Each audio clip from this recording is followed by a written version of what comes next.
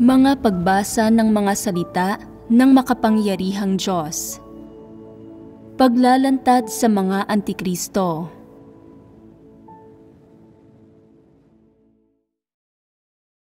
Unang Excursus. Kung ano ang katotohanan. Sa pagitan ng paghihirap at kahihiyan, alin ang positibo? May pagkakaiba ba sa pagitan ng dalawa? Ang paghihirap ay positibo. Kung kusang loob mong tatanggapin ang paghatol, pagkastigo, pagpupungos, at kusang loob na pagdurusahan itong paghihirap na ito, ang interpretasyon mo ng paghihirap ay magiging, dapat kong pagdusahan ang paghihirap na ito. Ano man ang ginagawa ng Diyos, kahit na hindi ko ito nauunawaan at mahirap ito para sa puso ko na tanggapin at negatibo at mahina ako, lahat ng ginagawa niya ay tama. Mayroon akong tiwaling disposisyon at hindi ako dapat mangatwiran sa Diyos. Gaano man kahirap ito para sa puso ko na tanggapin, idinulot ito ng mga sariling pagkakamali ko. Hindi mali ang Diyos. Tama ang lahat ng ginagawa ng Diyos. Karapat-dapat akong magdusa ng paghihirap. Sino ang nagdulot sa aking magkaroon ng tiwaling disposisyon? Sino ang nagdulot sa aking lumaban sa Diyos? Sino ang nagdulot sa aking gumawa ng kasamaan? Hindi ang Diyos ang nagkaloob sa akin ng mga bagay na iyon. Inuudyukan ang mga iyon ng sarili kong kalikasan. Dapat kong pagdusahan ang paghihirap na ito. Kung gayon, ay positibong bagay ba para sa mga tao na pagdusahan ang paghihirap na ito? Kung nauunawaan ito ng mga tao sa isang positibong paraan, at nauunawaan ito mula sa Diyos, positibo ang paghihirap na ito. Gayunpaman, ipagpalagay na sinasabi nilang, kaya kong magpasakop. Subalit, kahit nagpapasakop ako, kailangan ko pa ring malinaw na ipaliwanag ang pangangatwiran ko at dapat kong malinaw na ibahagi kung ano ang iniisip ko at kung ano ang ginagawa ko. Hindi ako maaaring basta na lang magpapasakop sa gayong duwag at magulong paraan. Kung hindi, mamamatay ako sa pagkikimkim ng mga bagay-bagay sa loob. Palagi nilang gustong ipaliwanag ang mga bagay-bagay ng malinaw at tahasan. Ipaliwanag ang mga detalye ng mga bagay-bagay ng malinaw, magsalita tungkol sa kanilang pangangatwiran, magsalita tungkol sa kung ano ang iniisip nila, magsalita tungkol sa kung paano sila nagbabayad ng halaga, at magsalita tungkol sa kung gaano sila katama. Ayaw nilang maging tao na nagpapasakop sa Diyos para maiwasang bigyang katwiran ang sarili nila, ipagtanggol ang sarili nila, o magsalita tungkol sa sarili nilang pangangatwiran. Ayaw nilang kumilos ng ganoon.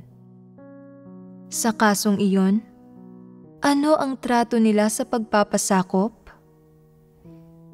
Tinatrato nila ito bilang pagtitiis ng kawalang dignidad. Ano ang iniisip nila sa loob? Kailangan kong tiisin ang lahat ng kawalang dignidad na ito para sang-ayunan ako ng Diyos at masabing nagpasakop na ako. Talaga bang umiiral ang kahihiyang ito? Kung hindi talaga ito umiiral, bakit ipinaliliwanag pa rin nila ang mga bagay-bagay ng malinaw at tahasan para iwaksi itong kahihiyan? Hindi ito tunay na pagpapasakop. Kahit na ang layunin sa paggawa mo ng mga bagay-bagay ay tama, Gusto ng Diyos na pamatnugutan ang mga bagay-bagay sa ganitong paraan. Hindi mo kailangang ipagtanggol ang iyong sarili. Hindi mo kailangang mga tuwiran. Mas mahusay bang ginawa ni Job ang mga bagay-bagay kaysa sa iyo o hindi? Nang sinubok si Job, kung nangatwiran siya at ipinagtanggol niya ang kanyang sarili, makikinig kaya ang Diyos? Hindi. Hindi siya makikinig. Ito ay isang katunayan. Alam ba ni Job na hindi nakikinig ang Diyos sa mga pagtatanggol ng mga tao? Hindi alam ni Job, subalit hindi niya ipinagtanggol ang sarili niya. Ito ang tayog na mayroon siya. Tunay siyang nagpasakop. Anong masamang bagay ang ginawa ni Job na dapat siyang tratuhin ng Diyos ng ganoon? Wala siyang ginawang anumang masama. Sinabi ng Diyos na may takot sa kanya si Job at umiwas ito sa kasamaan at na isang perpektong tao ito. Sa pagsasalita sa konteksto ng kahihiyan, hindi dapat pinagdusa ng Diyos si Job ng mga kawalang dignidad na iyon at hindi niya dapat ito ibinigay kay Satanas at hinayaan si Satanas na tuksuhin ito at alisan ito ng lahat ng ari-arian ito. Kung titingnan ito pagdating sa lohika ng mga tao na hindi nagpapasakop, nagdusa si Job ng paghihirap at nagdusa siya ng malaking kawalang dignidad. At nang natanggap niya ang mga pagsubok na iyon, nagtitiis siya ng kahihiyan at nagdadala ng mabigat na pasanin para magkamit ng mas malalaking pagpapala mula sa Diyos pagkatapos ng pangyayari. Tama ba ito sa katunayan? Ganito ba nag-isip at nagsagawa si Job? Paano siya nagsagawa? Paano niya hinarap ang mga pagsubok na ito? Hindi niya kinailangang magtiis, ni hindi niya inisip na nagdurusa siya ng kawalang dignidad. Ano ang inisip niya? Ang Diyos ang nagbigay at siya ang nag-alis. Tama iyon. Nagmula sa Diyos ang mga tao. Pinagkalooban ka ng Diyos ng buhay at pinagkalooban ka niya ng hininga. Ganap kang nagmula sa Diyos. Kaya, hindi ba't ang lahat ng bagay na natamo mo ay mga bagay na ipinagkaloob ng Diyos sa iyo? Ano ang maipagyayabang mo? Ang lahat ay ipinagkaloob ng Diyos. Kaya, kung gusto ng Diyos na bawiin ito, ano ang pangangatwiranan mo? Kapag nagkakaloob siya ng isang bagay sa iyo, masaya ka. Kapag hindi siya nagkakaloob ng isang bagay sa iyo, hindi ka masaya. Nagrereklamo ka tungkol sa Diyos, nang hihingi nito mula sa Diyos, at nakikipaglaban ka sa Diyos. Kung magkakaloob man ang Diyos ng isang bagay sa iyo, ay nasa sa Diyos. Walang anumang bagay na mapangangatwiranan ang mga tao. Ganito ba kumilos si Job? Ganito kumilos si Job. May pakiramdam ba ng kawalang katarungan sa puso niya? Wala. Wala niyon. Kung titingnan ito sa panlabas, may sapat na dahilan si Job para magpahayag laban sa kawalang katarungan, gumawa ng mga rasyonalisasyon, ipagtanggol ang sarili niya, lumaban sa Diyos, at ipaliwanag ang lahat sa Diyos ng malinaw at tahasan. Siya ang pinakakarapat-dapat na gumawa ng mga bagay na ito. Subalit ginawa niya ba ito?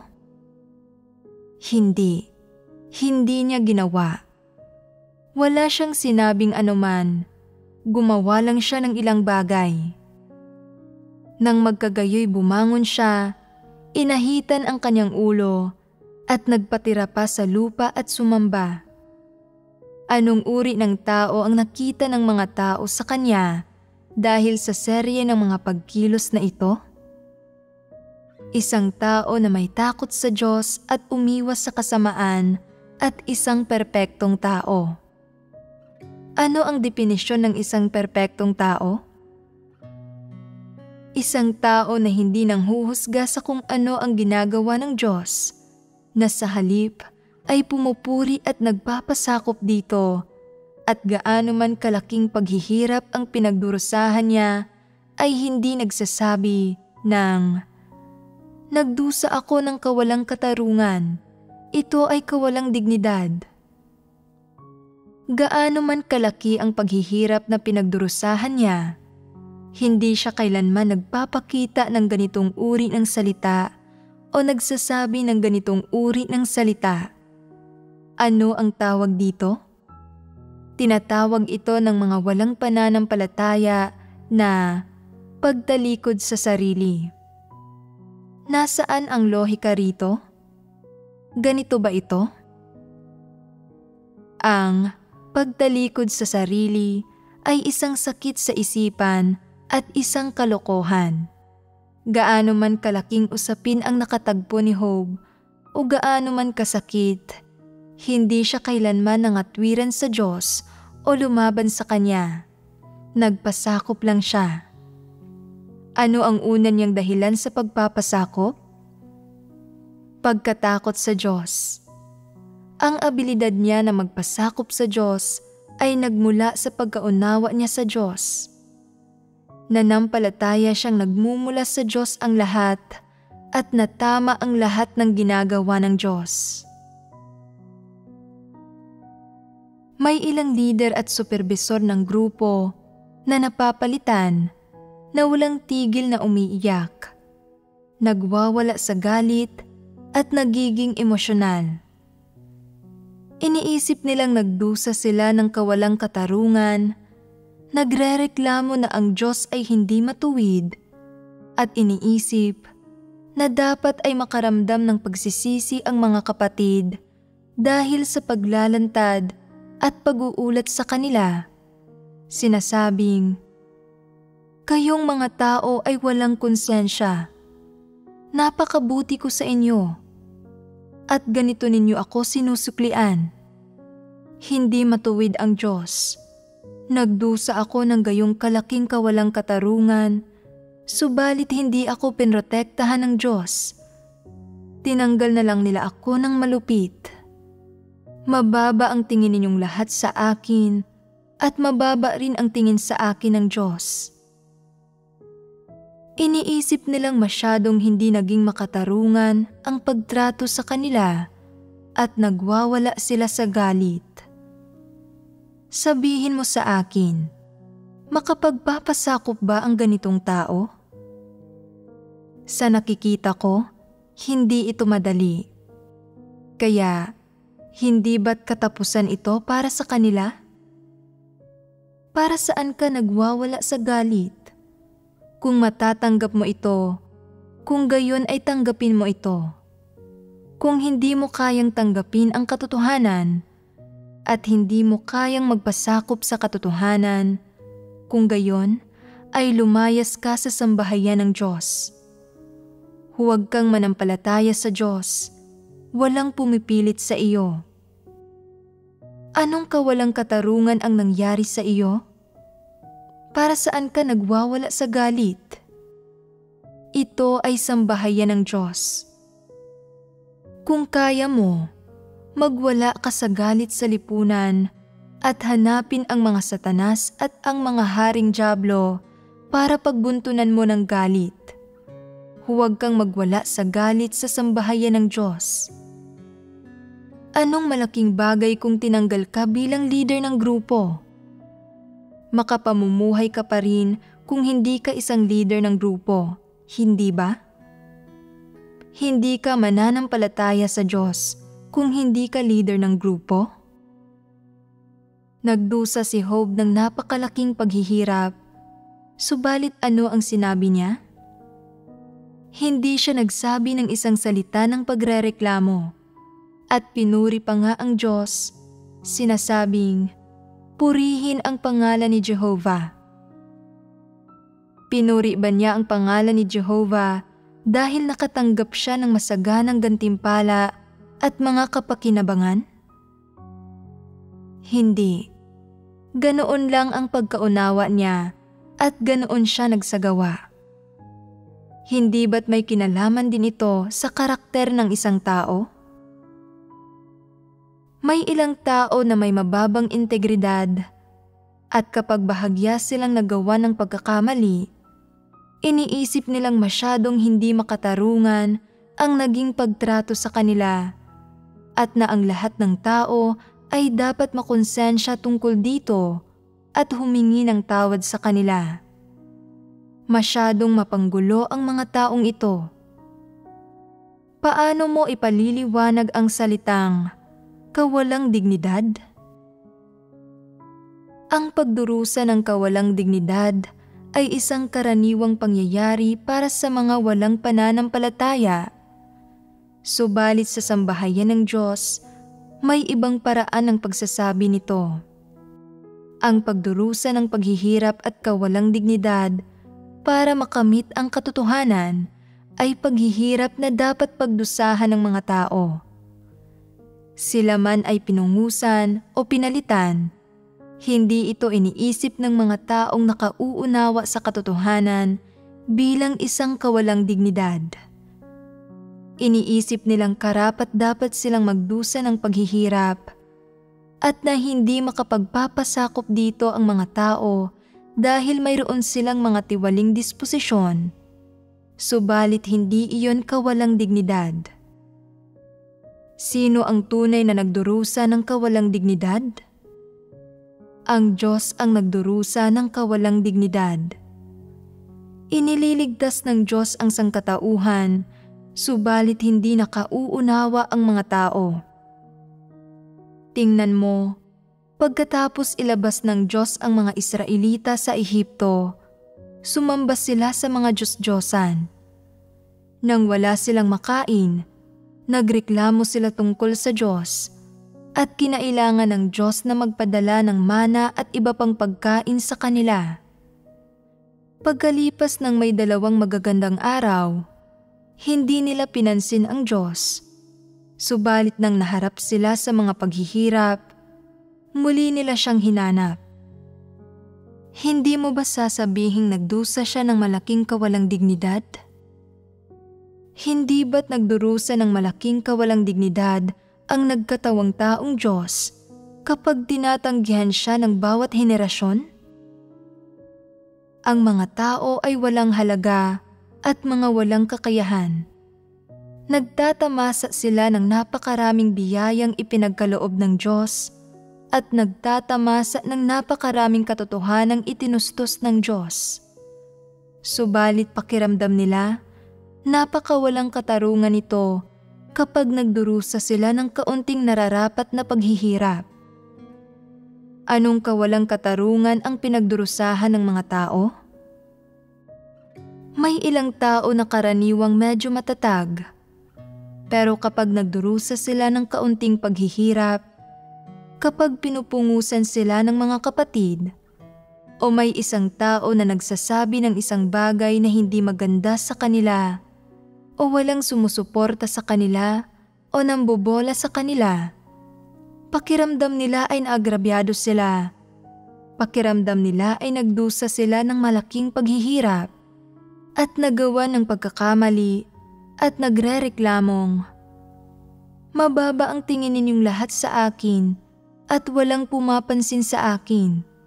Itinadhana akong tratuhin ng masama." Para saan ka nagwawala sa galit? Anong silbi ng pagsasabi ng mga bagay na iyon? May alinman ba sa mga salitang iyon ang naaayon sa katotohanan? Kung gayon, ano ang katumbas nito? Kahihiyan ba ito? Wala kang kakayahang makita ng malinaw ang paghihirap na nararapat mong pagdusahan at hindi mo tinatanggap ito.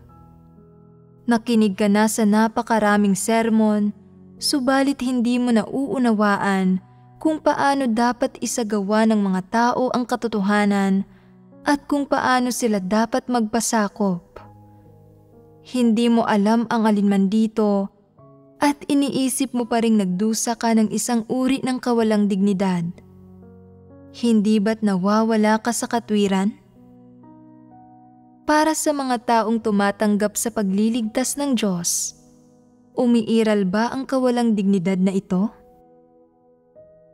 Kahit na minsan ay tiyak na hindi makatarungan kang itinatrato ng mga kapatid, paano mo dapat danasin ito? Halimbawa, may 50 dolyar na nakakalat kung saan at pagkatapos mong madaanan ito, nawala ito at naghihinala ang lahat na kinuha mo ito. Ano ang gagawin mo? Makararamdam ka ng pagkaagrabyado at pagkadismaya sa loob. Kahit na mahirap ako, may moralidad pa rin ako. May pagpapahalaga pa rin ako sa aking dignidad. Hindi ako kailanman kumuha ng anumang bagay na pag-aari ng iba.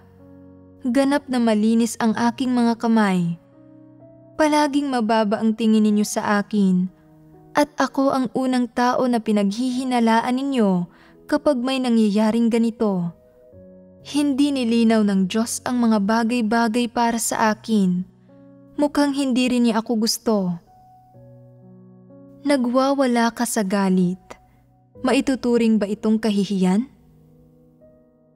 Kaya, ano ang dapat mong gawin sa sitwasyong ito?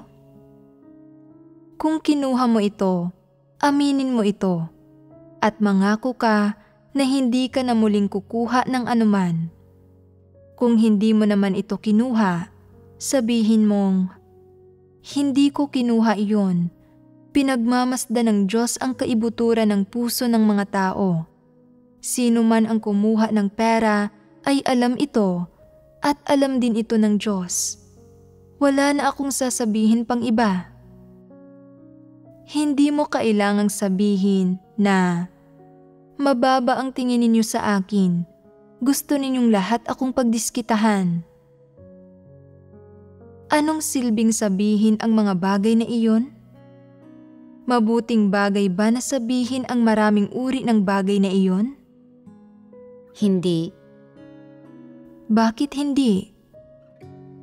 Kung magsasabi ka ng maraming uri ng bagay na iyon, pinatutunayan nito ang isang katunayan. Wala sa puso mo ang Diyos. Hindi ka nananampalataya sa Diyos at wala kang tunay na pananalig sa Diyos. Kapag sinasabi mo ang katotohanan ng usapin, alam ng Diyos. Pinagmamasdan niya ang kaibuturan ng puso ng mga tao at sinisiyasat niya ang lahat ng sinasabi at ginagawa ng mga tao. Bahala na ang ibang tao kung paano nila ito gustong tingnan. Nananampalataya ka na alam ng Diyos ang lahat ng bagay na ito at hindi ka na kailangang magsalita ng marami. Kailangan mo bang makaramdam ng pagkaagrabyado? Hindi. Hindi mo kailangan. Ano ang kahihinatnan ng usaping ito? Pakiramdam mo ay nagdusa ka ng kawalang katarungan nang siniraan at hinusgahan ka dahil sa pananampalataya mo sa Diyos. Subalit, kaya mo bang pag-usapan ang tungkol dito ng malinaw? Sa pagtutok sa pagtatanggol sa iyong sarili laban sa kanila, inaantala mo ang wastong issue. Walang saysay ito, hindi ba? Ano ang silbi ng pangangatwiran sa kanila? Hindi ito pagsasagawa ng katotohanan. Nagdurusa ang mga tao ng labis na paghihirap sa proseso ng pagdanas ng pagliligtas ng Diyos. Kawalang dignidad ba ang paghihirap na pinagdurusahan ng mga tao? Tiyak na hindi ito ganoon. Bakit ko sinasabi iyon? Dahil may mga tiwaling disposisyon ang mga tao, dapat pagdusahan ng mga tao ang paghihirap na ito. May mga tiwaling disposisyon ang mga tao, bahagi ito nito. Bukod pa rito, Anumang aspekto ng katotohanan ang hindi mo nauunawaan at anumang bahagi sa loob mo ang negatibo pa rin, maaari mong banggitin ito at maaari kang magbahagi tungkol dito. Hindi mo kailangang kimkimin ito sa loob mo. Ano ang layo ng pagbabahaginan? Para hanapin ang katotohanan, magawang maunawaan ang katotohanan at malutas ang mga problema na nasa loob. Hindi mo kailangang kimkimin ang mga ito sa loob mo. Hindi mo kailangang magdusa ng kawalang dignidad. Hindi mo kailangang magtiis, nagsasabing, "Hindi ko nauunawaan, subalit inuudyukan pa rin akong magpasakop. Kailangan kong maunawaan bago ako magpasakop." Kung hindi mo nauunawaan, maaari kang makipagbahaginan. Ang paghahanap sa katotohanan ang tamang landas. Hindi ito mali. Kapag ang ilang bagay ay pinagbahaginan at ipinaliwanag ng malinaw, malalaman ng mga tao kung ano ang dapat gawin. Dapat kang magkaroon ng saloobin ng paghahanap sa katotohanan at lumutas ng mga problema sa pamamagitan ng paghahanap sa katotohanan. Kung hindi mo nauunawaan ang katotohanan at nagsasagawa ka lang ng pagpapasakop, sa huli, hindi mo pa rin magagawang lutasin ang iyong mga problema. Sa makatwid, kahit na hinihingi sa iyo na magpasakop, hindi hinihingi sa iyo na magpasakop sa paraang magulo ang isip at walang prinsipyo. Gayunpaman, may pinakapangunahing prinsipyo na napapaloob sa pagpapasakop, na kapag hindi mo nauunawaan, dapat ka munang magpasakop, magkaroon ng mapagpasakop na puso at ng mapagpasakop na saloobin. Ito ang pagkamakatwiran na dapat mayroon ang mga tao. Pagkatapos maisakatuparan ito, dahan-dahang maghanap. Sa paraang ito, maiiwasan mong masalungat ang disposisyon ng Diyos at mapoprotektahan at makaaabot ka hanggang sa dulo ng daan. Lahat ba ng salitang ginagamit ng Diyos para ilantad, kondinahin, at maging hatulan at isumpa ang mga tao ay para ipahiya ang mga tao? Kailangan ba ng mga tao ng matinding pasensya para pagtiisan ang lahat ng ito? Hindi. Hindi nila kailangan. Sa kabaligtaran, kailangan ng mga tao ng matinding pananalig para tanggapin ang lahat ng ito. Sa pamamagitan lang ng pagtanggap dito na maaari mong tunay na maunawaan kung ano eksakto ang tiwaling kalikasan ni Satanas, kung ano eksakto ang tiwaling diwa ng mga tao, kung ano eksakto ang pinagmumula ng antagonismo ng mga tao sa Diyos, at kung bakit hindi magkaayon ang mga tao sa Diyos. Dapat mong hanapin ang katotohanan sa mga salita ng Diyos bago mo magawang malutas ang mga problemang ito. Kung hindi mo tinatanggap ang katotohanan at gaano man kalinaw isinasaad ng mga salita ng Diyos ang mga bagay-bagay, hindi mo ito tinatanggap, hindi mo kailanman malulutas ang mga problemang iyon. Kahit pa nauunawaan mo na hindi tayo ipinahihiya ng mga salita ng Diyos, inilalantad lang tayo ng mga ito at para ito sa ating sariling kapakanan. Kinikilala mo lang ito sa diwa ng doktrina. Hindi mo kailanman mauunawaan ang tunay na kahulugan ng lahat ng sinasabi ng Diyos o kung ano ang epektong nilalayo nitong makamit. Hindi mo rin kailanman mauunawaan kung ano, eksakto, ang katotohanang sinasabi ng Diyos. Pagkatapos magbahaginan sa ganitong paraan, Hindi ba nito nagagawa kahit papaano na bigyan ang mga tao ng maagap at positibong saloobin sa pagtanggap na mapungusan, sa pagtanggap na mapalitan, at pagtanggap sa gawain, mga pagsasaayos, at kataas-taasang kapangyarihan na isinasagawa ng Diyos na hindi naaayon sa mga kuro-kuro ng mga tao? Sa pinakamababa, iisipin ng mga tao na ang lahat ng ginagawa ng Diyos ay tama, na hindi nila ito dapat unawain sa negatibong paraan, at na ang saloobin na dapat muna nilang taglayin ay ang aktibong pagtanggap, pagpapasakop, at pagkatapos ay pakikipagtulungan dito. Ang lahat ng ginagawa ng Diyos sa mga tao ay hindi nangangailangan ng matinding pasensya sa bahagi nila. Ibig sabihin, hindi mo kailangang tiisin ang lahat ng ito. Ano ang kailangan mong gawin? Ang kailangan mo ay tanggapin, hanapin, at magpasakop. Ang terminong pagtitiis ng kahihiyan na ginagamit ng mga walang pananampalataya ay malinaw na mapang-abuso sa mga tao. Walang ginagawa ang Diyos na hinihingi sa iyong magtiis ng kahihiyan.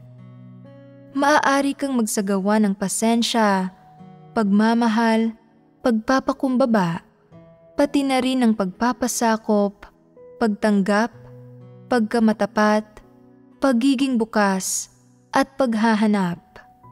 Ang mga bagay na ito ay medyo positibo.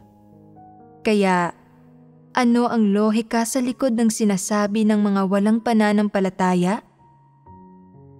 Ito ay satanikong pilosopiya at mga satanikong kasinungalingan.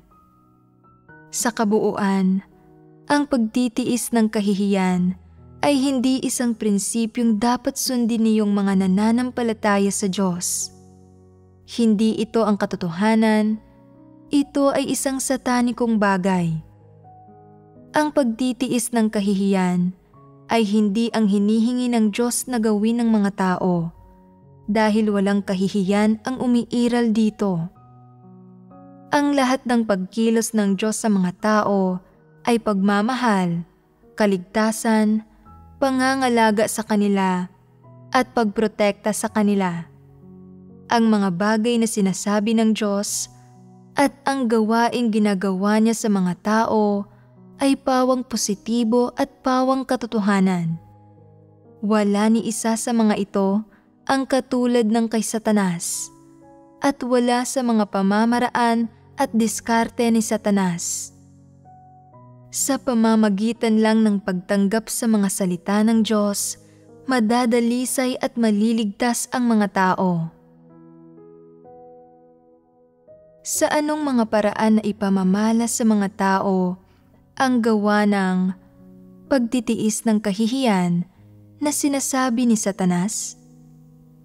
Na ipamamalas ito sa mga tao sa anyo ng pananakit, pang-aabuso, pamiminsala, at pagyurak. Sa kabuuan, nagdadala ito ng kalamidad sa iyo. Nagdusa ka man ng paghihirap o nagdusa ng kawalang dignidad, sa madaling salita, ang nakakamit ng mga tao sa huli mula sa mga bagay kung saan sila ipinasasailalim ni Satanas ay tiyak na hindi ang katotohanan. Ano ang nakakamit ng mga tao?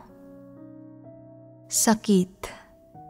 Ang epekto ni Satanas sa mga tao ay hindi mabilang na anyo ng kahihiyan at panlilibak, gayon din ang pang-aabuso at katiwalian. Kaya ano ang naisa sa katuparan nito sa mga tao at naipadarama nito sa kanila? Inuudyukan nito ang mga tao na tiisin ang mga karaingan at gumawa ng mga pakikibagay para protektahan ang sarili nila, at binabaluktot pa nito ang pag-iisip nila. Natututo ang mga tao na gumamit ng lahat ng uri ng mga taktika at pamamaraan para mapangasiwaan at maharap ang lahat ng ito, at natututong manlangis ng mga tao, magpanggap at magsinungaling.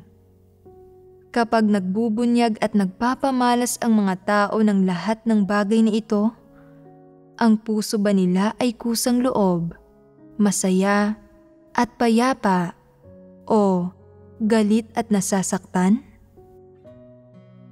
Nadaragdagan ba o nababawasan ang galit sa puso ng mga tao kapag nagtitiis sila ng kahihiyan sa mundong ito? Kung gayon, tinitingnan ba ng mga tao ang sangkatauhan sa isang lalong mapanlaban na paraan o sa isang lalong mapagmahal na paraan? Tinitingnan ng mga tao ang sangkatauhan sa isang lalong mapanlaban na paraan at kinamumuhian ang lahat ng taong nakikita nila. Kapag bata pa lang ang mga tao at kapapasok pa lang sa lipunan, nakikita nila ang lahat bilang kahanga-hanga at partikular na madaling nagtitiwala sa mga tao. Kapag umabot na sila sa edad na 30, hindi na sila masyadong nagtitiwala sa iba. Pagtuntong nila sa edad na 40, wala silang tiwala sa karamihan ng tao, at kapag nasa edad 50 na sila, puno ng pagkamuhi ang puso nila at may tendensiya silang balikan at saktan ang iba. Bago sila mapuno ng pagkamuhi, ano ang tinitiis ng mga tao? Ito ay pawang kawalang dignidad at pasakit. Kapag wala kang kakayahan at kapangyarihan na mayroon ang iba, kapag sinasabi ng iba na ganito o ganyan ka, dapat mabilis kang tumango bilang pagsang-ayon, at kapag isinumpa ka nila, dapat kang makinig. Wala kang magagawa. Subalit ano ang iniisip mo sa loob-loob? Balang araw, kapag nagkaroon ako ng kapangyarihan, papatayin kita gamit ang sarili kong mga kamay at lilipulin ko ang 3 henerasyon ng iyong lahi. Ang pagkamuhi sa iyong puso ay tumitindi ng tumitindi. Ito ang kahihinatnang idinudulot ng pagtitiis ng kahihiyan at pagdadala ng mabigat na pasanin sa tiwaling sangkatauhan. Iniisip ng mga tao na ang pagtitiis ng kahihiyan at pagdadala ng mabigat na pasanin na pinupuri at itinataguyod ng lipunan ay isang positibong bagay, at na ito ay isang uri ng mentalidad at paraan ng pag-iisip na nagbibigay kakayahan sa mga tao na magtrabaho ng husto at magsikap na maging mas malakas.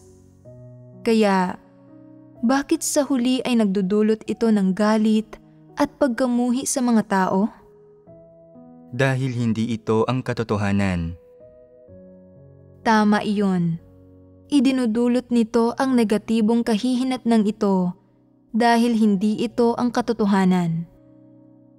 Ano ang nagiging sanhi ng mga henerasyon ng sama ng loob at mga ganting pagpatay sa lipunan at sa mga gang?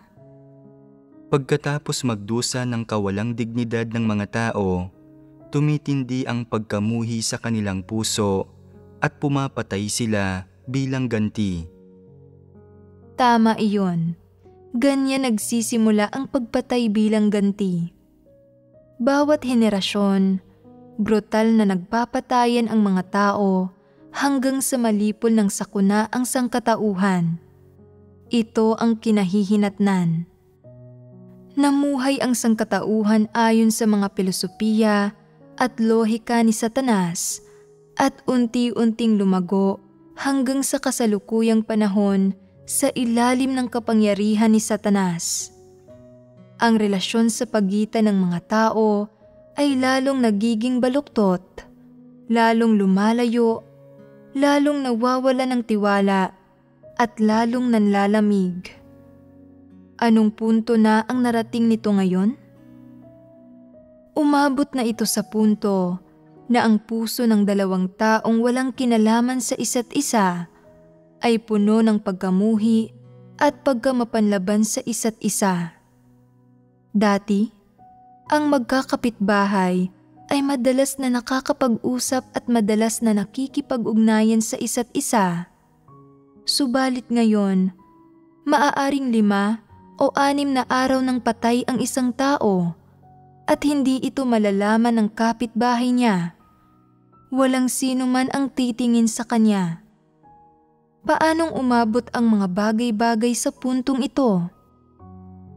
Umabot ito sa puntong ito dahil sa pagkamuhing ito sa isa't isa. Ayaw mong maging mapanlaban sa iyo ang iba, gayong sa parehong pagkakataon, mapanlaban ka rin sa iba. Isa itong marahas na siklo. Ito ay isang negatibong kahihinatnan at sakunang idinulot ng mga kautusan ni Satanas sa sangkatauhan. Ang mga pananaw at impresyon ng mga tao sa puso nila sa iba ay lalong nagiging hindi kanais-nais, kaya't nagiging mas mahusay sila sa pagtitiis ng kahihiyan at pagdadala ng mabigat na pasanin, at ang galit at pagkamuhi sa puso nila ay tumitindi hanggang sa huli ay sasabihin nilang, mas mabuti pa kung patay na silang lahat at wala ni isa ang nabubuhay. Hindi ba't ang puso ng lahat ay puno ng ganitong uri ng pagkamuhi?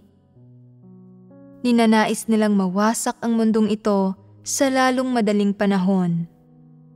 Sagad sa buto ang kasamaan ng lahat ng tao, nararapat silang malipol. Sinasabi mong sagad sa buto ang kasamaan ng ibang tao, subalit paano naman ang sarili mo? Maaari kayang tunay ka nang nagbago? Na nakamit mo na ang kaligtasan? Kasabay ng pagkamuhi sa iba dahil sa pagiging sagad sa buto ng kasamaan nila, dapat maging mas mabuti ka kaysa sa kanila. Kung kasing sama ka ng mga tao sa mundo, wala kang katwiran. Kapag nakikita ng isang taong may katwiran na sagad sa buto ang kasamaan ng sangkatauhan, dapat niyang hangarin ang katotohanan at isabuhay ang wangis ng tao para palugurin ang Diyos. Ito ang nararapat. Sa ganitong paraan, kapag nilipol ng Diyos ang buktot na sangkatauhang ito, maliligtas siya. Namumuhi ka ba sa buktot na sangkatauhang ito? Oo. Karamihan ng tao na nananampalataya sa Diyos ay may kaunting pagkatao at katwiran. Mas mabait ang puso nila, nananabik sila para sa liwanag, at nananabik sila na maghari ang Diyos at ang katotohanan. Ayaw nila ng mga buktot na bagay at ayaw ng mga bagay na hindi patas. Puno sila dapat ng pag-asa, pagmamahal at pagpaparaya sa sangkatauhan. Kaya't paano nila magagawang kamuhian ang sangkatauhan? Sinasabi ng ilang tao, naaalala ko noong nasa eskwela ako, pinagdiskitahan ako ng guro, subalit hindi ako nangahas na magsalita tungkol dito. Kinailangan ko lang tiisin ito. Kaya nagpasya akong mag-aral ng mabuti at pumasok sa unibersidad sa hinaharap. Ipakikita ko sa inyong lahat kung sino ako at pagkatapos ay ako ang magdidiskita sa inyo. Sinasabi ng ilang tao, naaalala ko nang nagtatrabaho ako. Palagi akong pinagdidiskitahan ng mga bigating tao sa kumpanya at naisip ko, maghintay lang kayo hanggang sa araw na mahihigitan ko kayo ng aking mga tagumpay. Pagkatapos ay gagawin kong miserable ang buhay ninyo. May iba na nagsasabing, naaalala ko nang nagnenegosyo ako. Palagi akong ginagancho ng manager sa pagtitinda at naisip ko, pagdating ng araw na magkakamal ako ng malaking yaman, gagantihan kita. Walang kanino mang buhay ang madali at ang lahat ay may mga panahong pinagdiskitahan sila. May mga tao silang kinamumuhian sa loob-loob at gusto nilang maghiganti sa mga ito.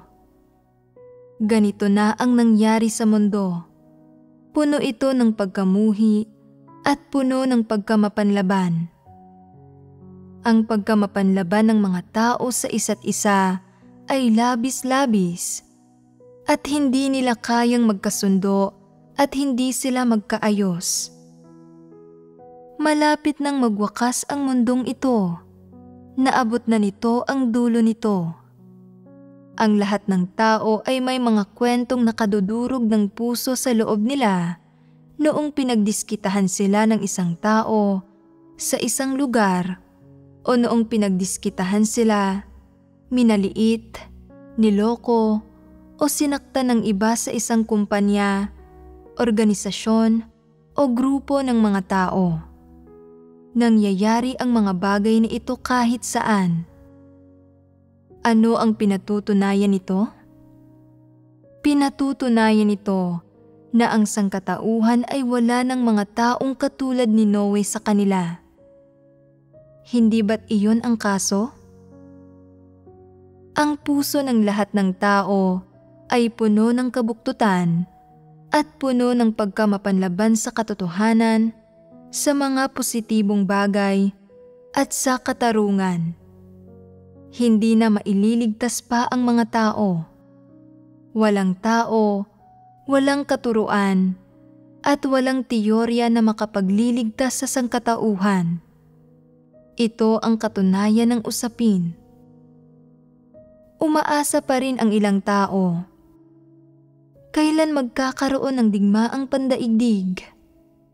Pagkatapos ng digmaan, ang lahat ng karapat-dapat mamatay ay mamamatay at ang mga taong maiiwan ay makapagsisimulang muli.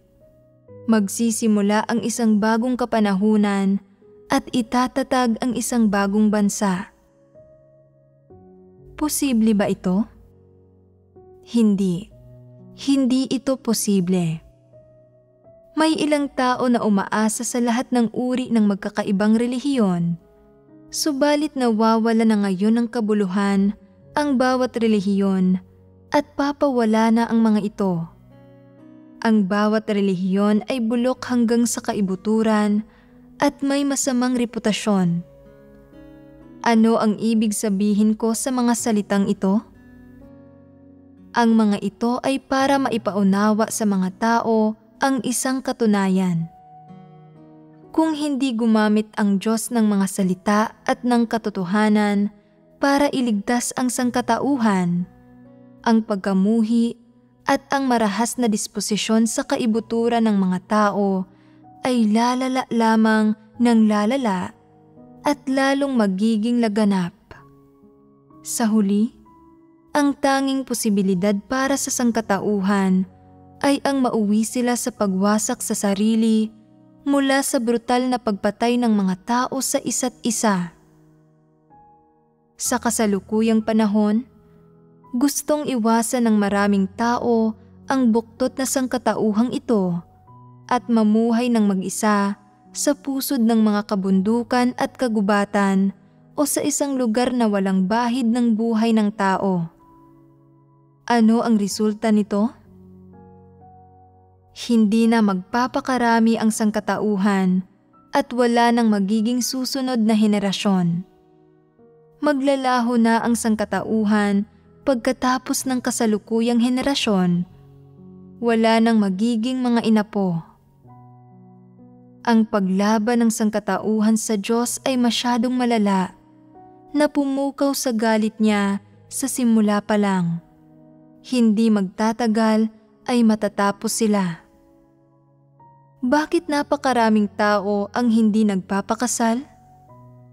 Dahil takot silang maloko, hindi sila naniniwalang may mabubuti pang tao at puno sila ng pagkamapanlaban sa kasal. Sino ang dapat sisihin dito? Isisi ito sa mga tao na masyadong naging tiwali. Isisi ito kay Satanas at sa mga demonyo. At isisi ito sa mga tao na kusang loob na tumatanggap sa katiwalian.